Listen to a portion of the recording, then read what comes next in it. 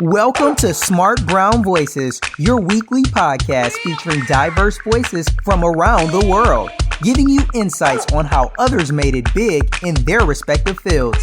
Now sit back, grab a notebook, and get ready to be inspired. And don't forget to use hashtag #SmartBrownVoices to share insights, moments of wisdom, and things from the show that inspire you. And now, here's your host, social media nerd and technology activist, Mr. Mike Street.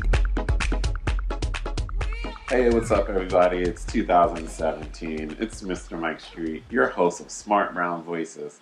I'm not sure what episode this is, but we're deep into the episodes of 2017. And for the past couple of weeks, I've been trying to prepare everyone for the coming Trump administration and really kind of trying to figure out, like, what do we need to do from a financial perspective and also from a mental perspective to get ourselves prepared for what's about to come down the pipe. You know, so in previous weeks, you've heard about how to start your own online store. You've heard about how to invest your money. And so this week, we're going to talk about fitness and how to get your body right. And today we have an amazing organization on with us. They are called Harlem Run. You know, when I'm out in the streets, sometimes I see a bunch of people running down the streets in Harlem, and I'm just like, what are those guys doing? And so, but I've been actually following their organization for the past couple of years. So we have the co-organizers of Harlem Run on the line with us today. So guys, introduce yourself to the Smart Brown Voices audience. Yeah, hi guys. This is Allison Desir, founder of Harlem Run. I started the group in November of 2013, and I met Amir, one of the co-leaders, soon thereafter, and we joined forces, and Harlem Run really is a result of the work of the two of us and several others who are captains in the group. Amir here, fellow co-leader. The power of social media when you have an intention. Figured, listen, we were doing, at one point in time, we were doing our own two different things. Met each other via social media, and I think once we met each other, it was all history from there. Give us a little bit of the background of the Harlem Run organization and how you guys came into existence. So for me, I had always been an athlete when I was growing up, but went to college, ran a little bit, not much, and then returned to running in 2012 when I was going through a period of depression. I just found, again, on social media, one of my friends was training for a marathon and fundraising for an organization. And I figured if he can do it, why not try it myself? And through that process, I really started to learn discipline, self-confidence, and feel better about myself. So I started a blog about it. And that blog turned into Harlem Run, really. At one point, I decided I should put my money where my mouth is and get out there and start a group to share the experience. And out of that came Harlem Run. And, it started in November 2013. It was super cold. It was just me for several months.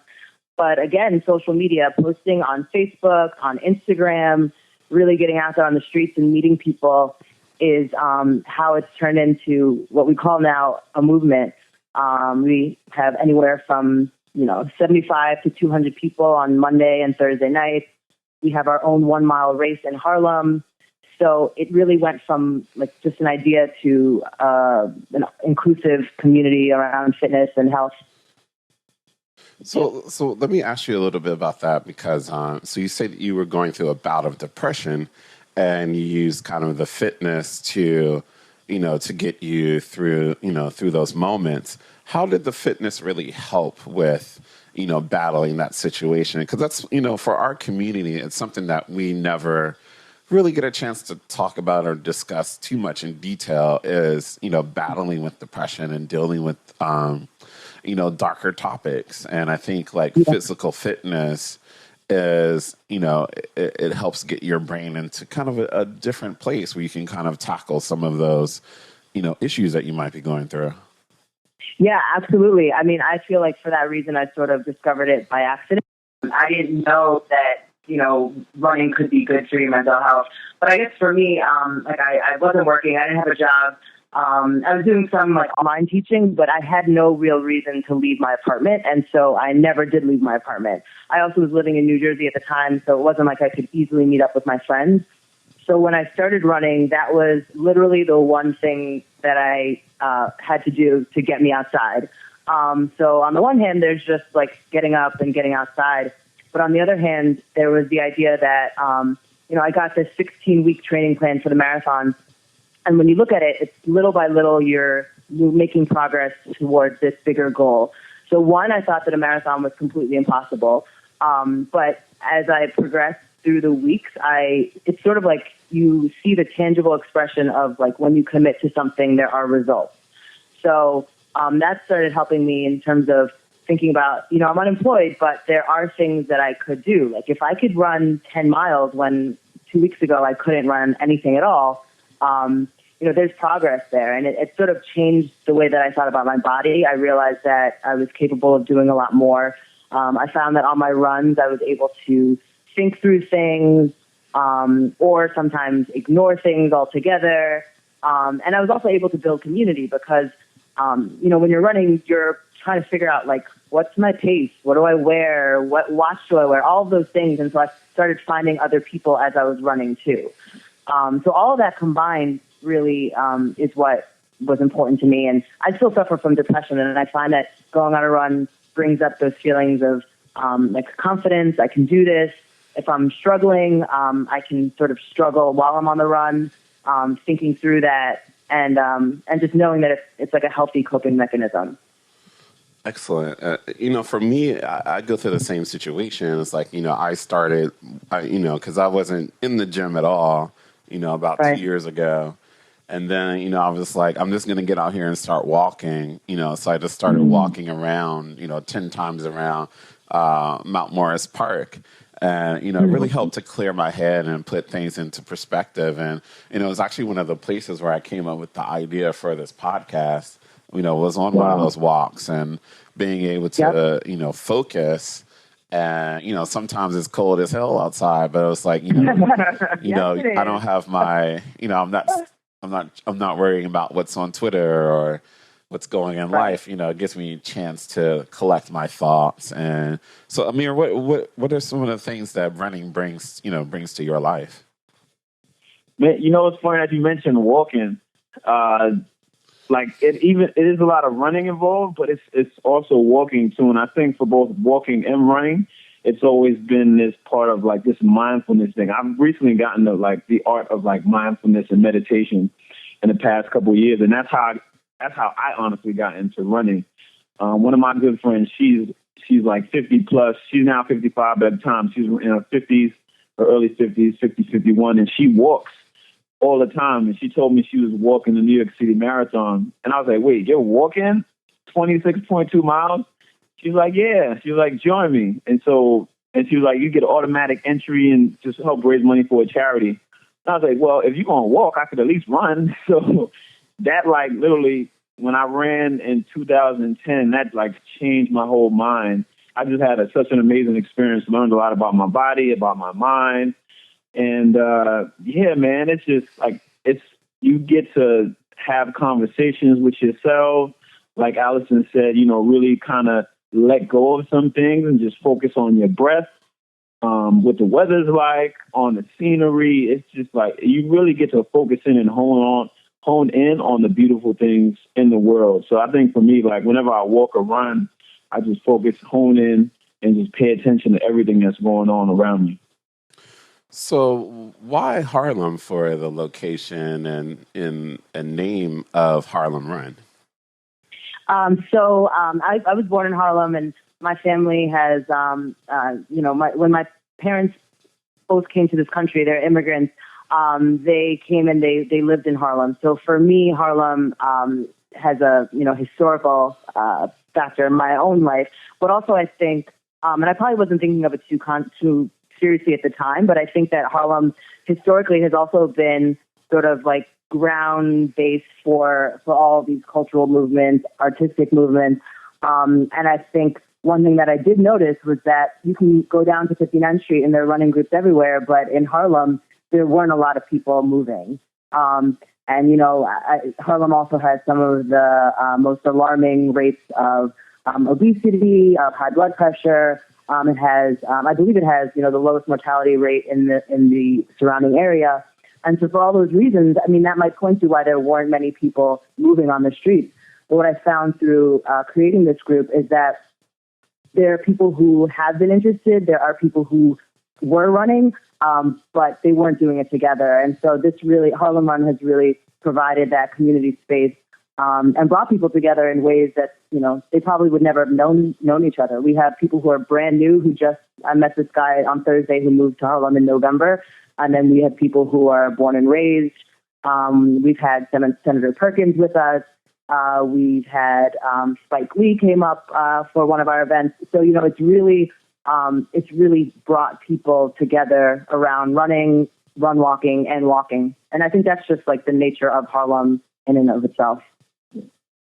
So, Amir, how do we get more people involved with Harlem Run or just being more active as a whole? I think when I met you guys, I had just got my Fitbit tracker, and now I'm become obsessed with it because, I can track pretty much everything that I'm doing, from sleep to walking to steps, running, elliptical, everything else. But there's a lot of people out there, like Allison said, who are not moving.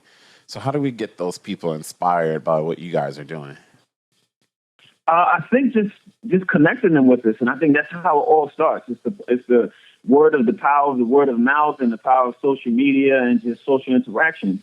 People are following what we do, but sometimes it might be fear, it might be a lot of other things they're worried about. How they'll be received. So it's all these other components. Some might be mental. And we always tell people, all you have to do is just show up. Once you show up and actually experience what it's like to be around a group of people who will actually have the same vision, you might think you're alone, and that's how some people do things. But you'll come and join us, and you'll find out, you're not alone, because there's going to be somebody who's either going to have whatever it is that you're trying to do. They're going to have the same thing in mind. Actually, one of our pacers, Lisa, it's so funny. She actually has like a Fitbit, and she literally has competitions with people all the time. And I love that. There's like a small knit group of people who are like really into that. And she'll be saying how she's at work and she's like walking extra. She's walking around her office to get some extra steps in. So it's like stuff like that. It's just a communal space once you get around people. And yeah, there's some people who are like really serious about running, getting time. There's some people all about just walking. There's some people who want to build up to a run, and they start out walking. And sometimes that's why we have spaces for walking people. And like just literally like a year ago, we created a space for run walkers because of people who are actually getting working up to a run from a walk. But I also think that what's important is like conversations like this, right? Because I'm sure there's a lot of people who would love to even just start walking the way that you did. But there's a lot of body shame. There's a lot of ideas that we have about what we can and can't do. There's a lot of issues of depression. But so I think the only thing to do really is just to have more conversation and be more gentle with ourselves and with other people when they start. Because some people show up and they're like super shy and they're uncomfortable and you have to meet people where they're at. So I think that's a big part of it. Recognizing that not everybody is the go-getter and will go out there. That for certain people, even just showing up is difficult. Yeah. Yeah, because I know, I've seen you guys. I was like, man, they look like hardcore runners. And I'm right. Slow as exactly. hell. I mean, and it's amazing. People say that to us all the time. You guys look so fast, and yet often on Mondays we have a walking group of 30 plus. So it's like, it's always a matter of what are you seeing and what are you projecting and what does that really mean? But there is a space for everyone. Yeah. Awesome. So give everybody the details on when you guys meet up and how they can get started with being members of Harlem Run. So we, first of all, to be a member, you just have to show up. It's free. And again, we embrace people of all ages and abilities. So we meet Monday nights at Marcus Garvey Park at 7 p.m. If you have a bag, you can bag check at Harlem Shake on 124th and Lenox, and then just walk right over to 124th and 5th. And on Thursday night, it's actually a partnership that we have with Harlem United, which is a local nonprofit. So we meet at 306 Lenox Avenue at 6:30 for bag check. And then the workout starts at 7. And sometimes it'll be in Central Park. Sometimes it'll be in Marcus Garvey Park. Sometimes at Yankee Stadium. We really do our best to make use of all the green spaces in our neighborhood. Mm-hmm. Awesome. Well, hopefully I get a chance to come out and check it out. Better. Especially since it's right down the street from me, because I'm on 123rd. Yeah. But I really thank you guys for doing what you guys are doing, because I feel like, there's, when especially, like you said, you go downtown and you see a bunch of running groups and Soul Cycle and Equinox and all those things that are promoting healthy lifestyles and healthy living. But, Harlem, it's Wendy's, McDonald's, and we almost, we have our Planet Fitness, and right. But that's about it. There's not a consistent, kind of push for a healthier lifestyle up here. So I think having you guys visible in the community and doing what you're doing and providing, that activity is super important. Yeah, for sure. But we one more thing. Amir has an invitation to you. Yeah, so listen, so you got your Fitbit, you definitely walking a lot. So you actually this summer, Father's Day, June 18th, we're doing our 3rd annual Harlem 1 Miler. That'd be a great opportunity for you to come out, and we want to see you there. Awesome, I'll be there. I'll crush it. All right, that's what we want to see here. Yeah, I did the Percy Sutton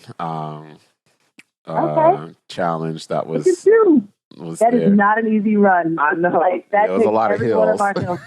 Yep. But I walked it out. I went at my own pace. I ran for some of it, and then once my stomach started cramping, I was like, I'll just walk the rest of this. But it was fun. You do you, exactly. Run your race.